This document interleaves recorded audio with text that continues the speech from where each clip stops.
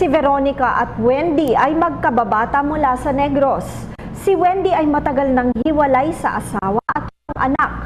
Nagtayo daw sila ng negosyong coffee shop sa kanilang probinsya at sila nga ay mag-business partner.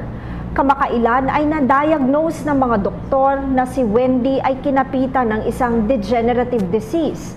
Kung kaya't nag-aalala ito na baka basta na lamang kunin ng kanyang dating asawa ang mga naipundar niya, pati ang kanilang negosyo.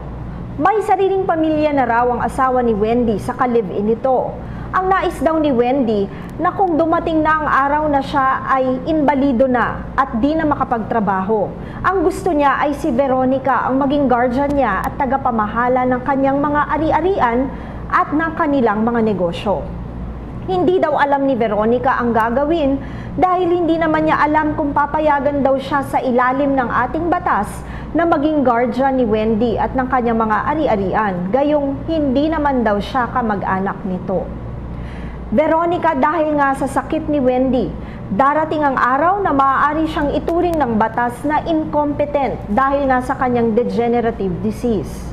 Sa ilalim ng Section 2, Rule 92 ng ating Rules of Court, sinasabing ang salitang incompetent ay kabilang ang mga taong naparusahan ng korte ng civil interdiction o pagkakakulong, yung mga taong nasa hospital dahil sa sakit na ketong, mga prodigals, mga may kapansanan, mga taong di nakakabasa o nakakapagsulat, at mga taong may diferensya sa pag-iisip, kahit na minsan ay nasa tamang katinuan ng mga ito.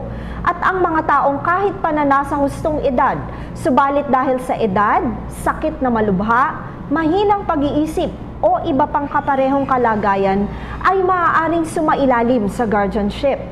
Patungkol naman sa iyong inaalala na hindi ka naman kamag-anak upang maging guardian ni Wendy, maaari mo nang isantabi ang iyong pag-aalala. Sa Section 1, Rule 93 ng ating Rules of Court, isinasaad na kahit sinong kamag-anak, kaibigan o tao para sa isang tao na menor de edad, walang mga magulang o lawful guardian ay maaaring magpetisyon sa korte para magpa-appoint ng general guardian para sa nasabing tao, ari-arian o parehong tao at ari-arian. Sa madaling salita, Veronica, maaaring magpetisyon ka sa korte upang maging guardian ni Wendy kapag dumating na ang panahon na siya ay hindi na makapagtrabaho at wala ng kapasidad na gumalaw para sa kanyang sarili. Tandaan ang aming opinyon ay limitado lamang sa mga impormasyong inyong ibinigay sa amin at maaari itong mag-iba depende pa sa karagdagang detalye. Patuloy po kayong mag-email sa newscenter.ptv4@gmail.com. Attorney JJ Jimeno Atienza, ang inyong bisig ng batas.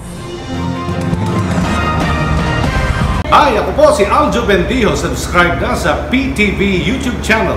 I-click lang ang subscribe button.